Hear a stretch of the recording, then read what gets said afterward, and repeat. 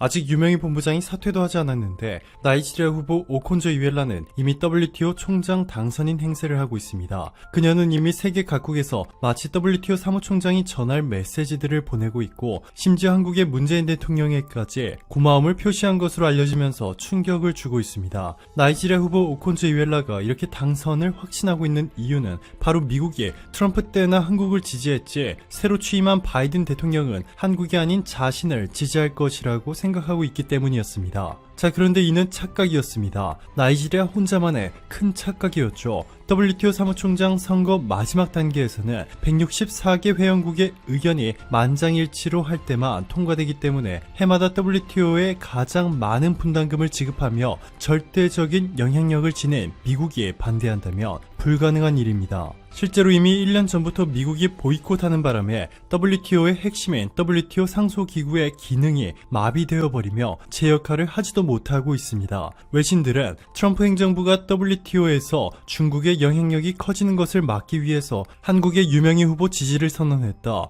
라며 중국의 1대1로 정책의 핵심 수혜국인 나이지리아 출신 후보에 대한 반감이 크다 라고 전했습니다. 네, 그렇습니다. 중국이 1대1로 프로젝트를 통해 아프리카의 강국인 나이지리아에서 영향력을 확대하고 있습니다. 영국의 파이낸셜 타임스는 중국이 투자를 통해 나이지리아에서 영향력을 확대하고 있다. 중국이 나이지리아에서 대규모 인프라 프로젝트를 지원하고 있다. 채무의 더 위험성이 걱정되고 있다. 보도했습니다. 시진핑 중국 국가주석은 중국이 아프리카와 운명 공동체를 건설할 것이라며 600억 달러를 지원하고 1대1로 협력을 강화하겠다고 약속했습니다. 600억 달러 중 150억 달러는 무상으로 지원하고 200억 달러는 무이자 또는 우대 차관으로 제공하겠다는 파격적인 발표를 했습니다. 자, 그런데 아프리카 국가들은 비상에 빠졌습니다. 나이지리아를 포함한 대부분의 아프리카 국가들이 빚을 갚을 수조차 없을 만큼 힘든 경제 위기에 빠졌습니다. 뉴스위크 재팬은 중국이 추진해온 신실크로드 전략 1대1로의 일환으로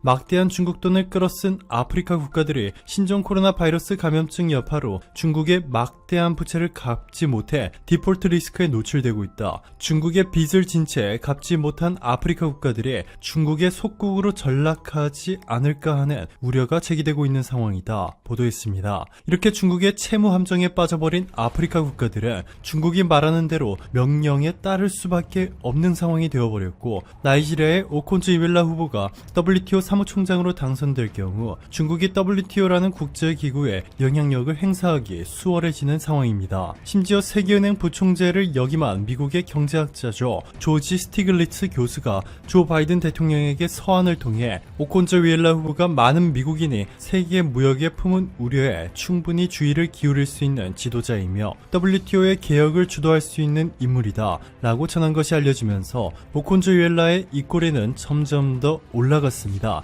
자, 그런데 중국과 나이지리아가 바이든에 가지고 있었던 기대감은 한순간에 완전히 사라져버렸습니다. 트럼프와 반대로 무조건 중국의 손을 내밀 것이라 예상됐던 바이든이 중국에 폭탄 발표를 했습니다. 조 바이든 미국 행정부의 외교안보 핵심인 제이크 설리번 백악관 국가안보보좌관이 대중국 압박 협의체죠. 미국, 일본, 호주, 인도가 참여한 집단 안보협의체 쿼드를 이어받겠다고 선언했습니다. 설리번 국가안보보좌관은 도널드 트럼프 행정부에서부터 시작된 쿼드의 형식과 작동 방식을 계승하고 발전시켜 나가겠다. 쿼드는 태평양 지역에서 미국의 실질적인 정책을 세워나가는 기본적인 토대가 될 것이다 전했습니다. 사우스차이나 모닝포스트는 미국의 이러한 움직임에 대해 바이든 미국 대통령이 취임하자마자 동맹국들을 결집시켜 중국에 압박을 가하고 있다 보도했습니다. 바이든 미국 대통령은 취임한 지 일주일 만에 무려 40개에 가까운 행정명령에 사인했습니다. 역대 어느 대통령보다 많은 수의 행정명령인데요. 이민개혁, 기후변화, 건강보험, 성전환자의 군입대 허용, 시스템화된 인종차별을 시정하기 위한 정책 등 트럼프 전 대통령의 정책과 반대되는 것들을 대규모 집행시켰습니다. 그런데 바이든 대통령이 유일하게 트럼프의 정책을 그대로 이어받은 것이 바로 미국산 제품 구매, 즉 바이 아메리카 정책, 그리고 또 한 가지가 바로 중국을 강하게 압박하는 것입니다. 전문가들은 바이든 행정부가 쿼드를 통해 중국을 압박하려 하는 마당에 절대로 중국의 1대1로 핵심 국가인 나이지리아에서 WTO 사무총장이 탄생하게 가만두려 하지 않을 것이라 말하고 있습니다. 폴리티코는 라이트하이저 미국 무역 대표부 대표가 오콘조 이웰라를 거부하고 유명희 후보가 또 WTO 사무총장의 자격을 갖췄다고 전했다 라며 새로운 WTO 사무총장은 WTO 개혁을 해야 한다 보도했고, 토니 블링컨 미 국무장관은 얼마 전 열렸던 상원 인준청문회에서 트럼프 대통령이 중국의 강경한 접근책을 택한 건 옳았다 밝히며 쐐기를 박았습니다. 결정적으로 최근 유명희 통상교섭본부장이 WTO 통상장관회의에서 한국 주도로 준비 중인 무역과 환경 이니셔티브 제안 계획이 알려지면서 전 세계의 이목이 오콘조 이웰라가 아닌 유명희 본부장에 집중되고 있습니다. 유명희 본부장은 비공식 회의를 통해 코로나19 등 인류 공동 당면 위기에 전 세계적 연대와 협력 필요성이 강조되면서 환경 보건 등 새로운 통상 현안이 빠르게 부상하고 있다. 올해 예정된 12차 세계무역기구 강요회의는 대외적으로 세계무역기구의 위상과 역할, 방향을 제시할 수 있는 전환점이다. 세계무역기구 차원에서 진행 중인 유일한 다자 협상인 수산보조금 협상의 조속한 결론을 위한 회원국들의 노력과 관심을 촉구한다 전했습니다. 한국이 주도하는 이니셔티브가 통과하게 될 경우 WTO는 한국의 뜻에 따라 164개에 달하는 국가들이 관세와 비관세 장벽을 완화하고 이를 통해 국제 무역시장 개방 촉진을 이룰 수 있게 됩니다. 사실상 WTO 사무총장이 해야 할 일을 유명희 본부장이 대신하고 있는 셈인 것이죠. 여기에 더해 미국 무역대표부의 로버트 라이트하이저 대표가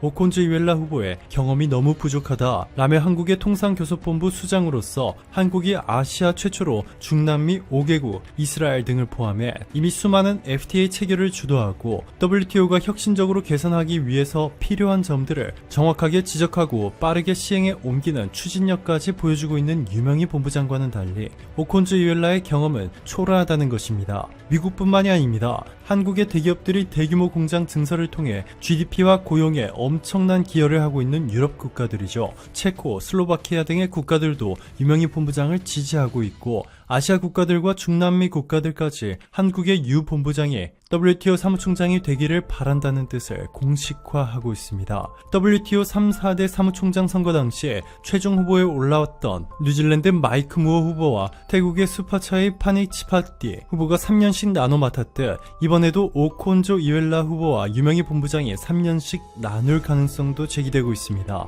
세계에서 가장 가난한 나라에서 자유무역을 통해 선진국 반열에 진입한 통상 국가가 바로 한국이기 때문에 한국 최초이자 세계 최초의 여성 WTO 사무총장의 유명희 본부장이 당선된다면 그 의미는 너무나도 특별하고 당연한 결과입니다.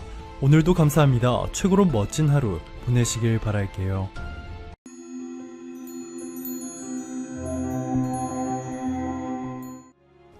최근 전 세계가 이상 추위와 폭설 등으로 몸살을 앓고 있습니다. 많은 국가들이 몇 년 만에 내린 최고 수준의 눈과 추위에 힘들어하고 있죠. 전국에 내린 폭설로 영하 15도를 밑도는 강추위를 기록한 한국뿐만 아니라 스페인이 6일 사상 최저 기온을 기록하는 등 북반구에선 전에 없던 한파가 나타나고 있습니다. 로이터 통신, 영국 BBC 방송 등에 따르면 스페인 기상청은 이날 오전 5시 19분쯤 북동부 아라곤 지방 기온이 영하 34.1도까지 떨어졌다고 밝혔죠.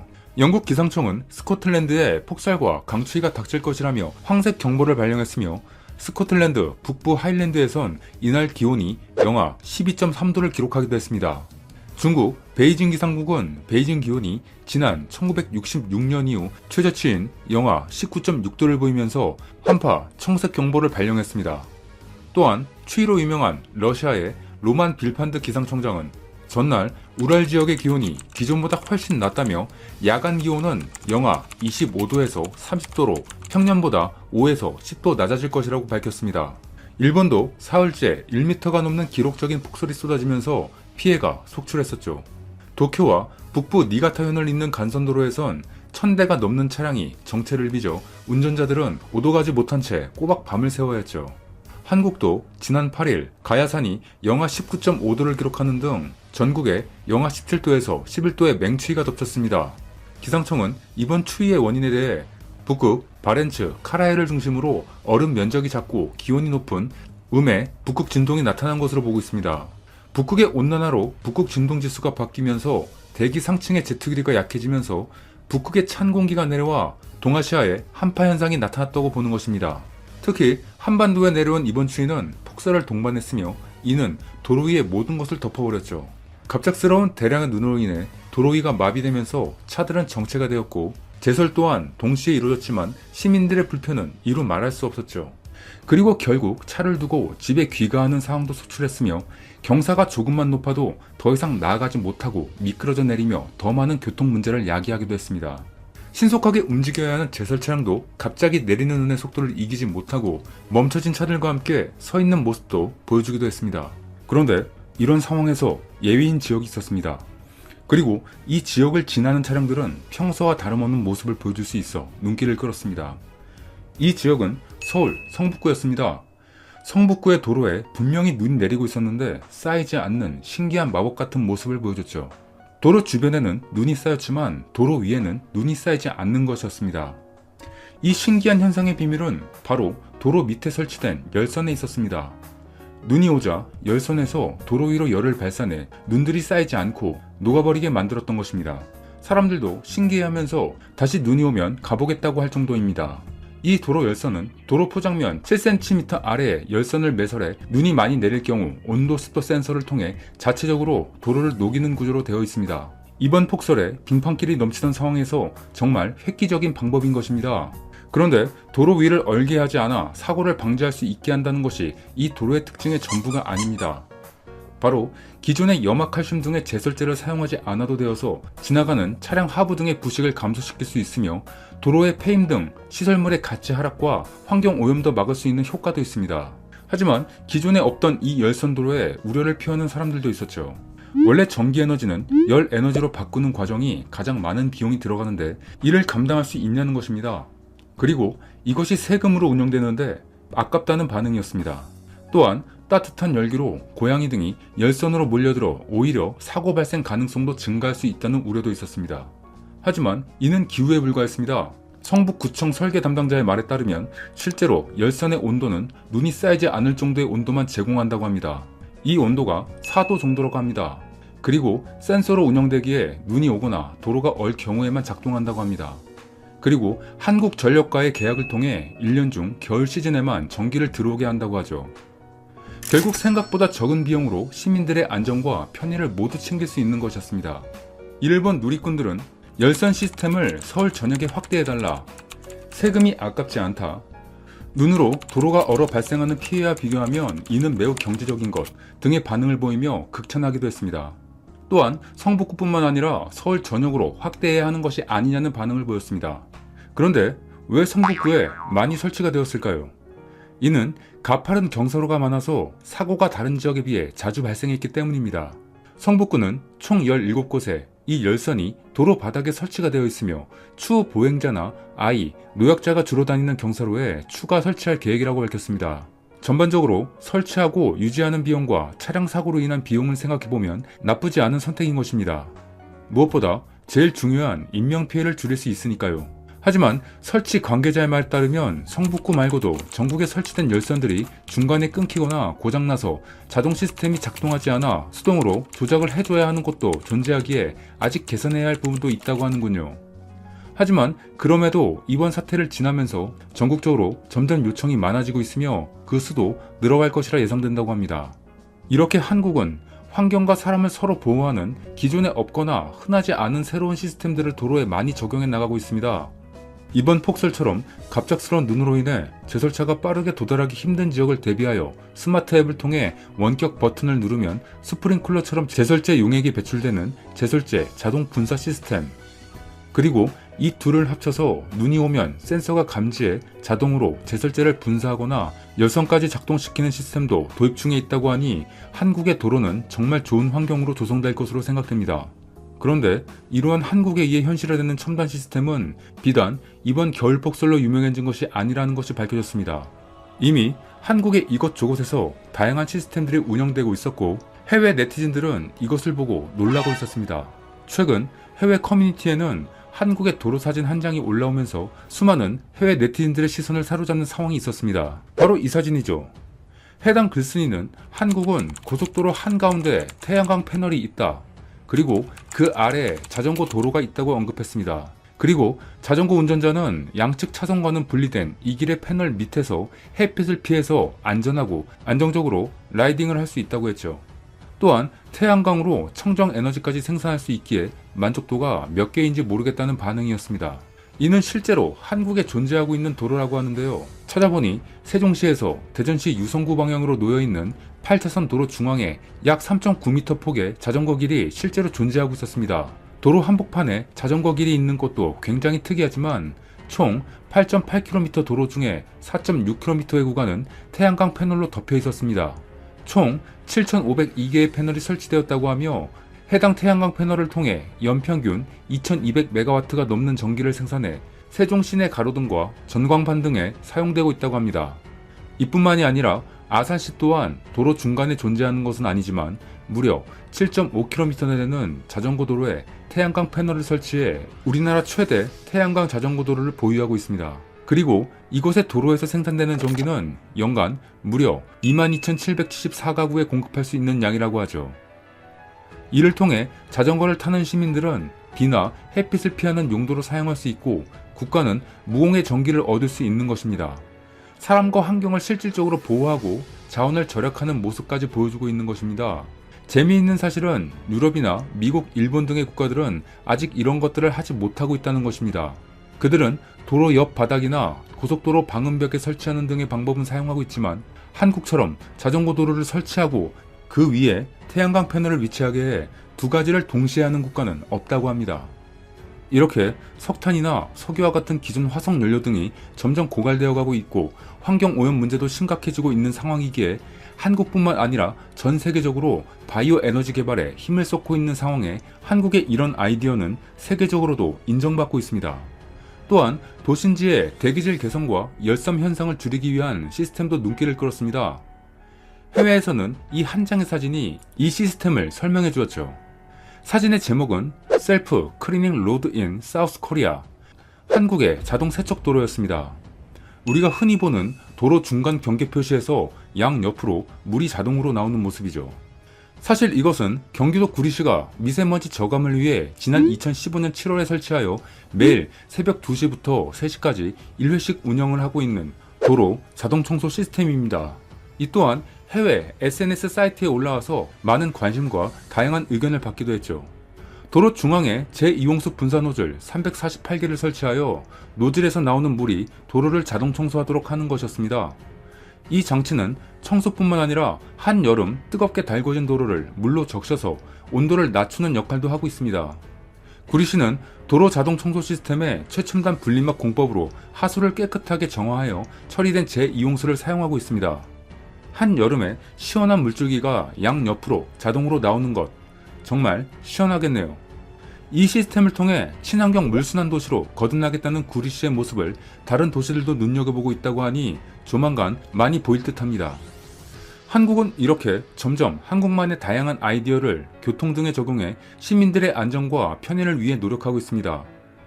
하지만 이런 것들을 본 적이 없는 해외 네티즌들은 합성이 아니냐며 믿기 힘들다는 반응도 보였습니다. 그들의 놀라운 반응을 간략히 살펴보겠습니다. 내가 살고 있는 곳에는 이런 것 대신 비가 내리지. 이 시스템은 도로의 온도를 낮추기 때문에 도시의 온도가 그렇게 뜨거워지지 않겠네요. 와우, 길들이 근사하고 운전하고 싶어져. 우리 네브라스카 길은 마치 호치민 길처럼 보이네. 우리는 한국처럼 스스로 닦는 길은 꿈도 꾸지 못할 것이야. 와, 물을 저렇게 사용한다고? 한국인들 좀 멋진데? 한국은 나라 끝에서 끝까지 아름다운 자연 환경을 즐기며 종주할 수 있는 자전거 길이 이미 수년 전부터 만들어져 있어. 저곳에서 전기 자동차까지 충전할 수 있다면 꿈이 이루어질 것 같아. 이렇게 한국의 새로운 시스템들은 세계인들의 놀라움을 자아내며 더욱 발전해 나가고 있습니다. 물론 이번 폭설같이 온난화 등이 심해지는 것을 막기 위해 환경까지 생각하면서 말이죠. 앞으로의 한국의 새로운 변화 더욱 기대해 보겠습니다. 이상 이슈트래커였습니다. 끝까지 영상을 시청해주셔서 정말 감사드립니다. 더 좋은 영상으로 찾아뵙겠습니다. 감사합니다.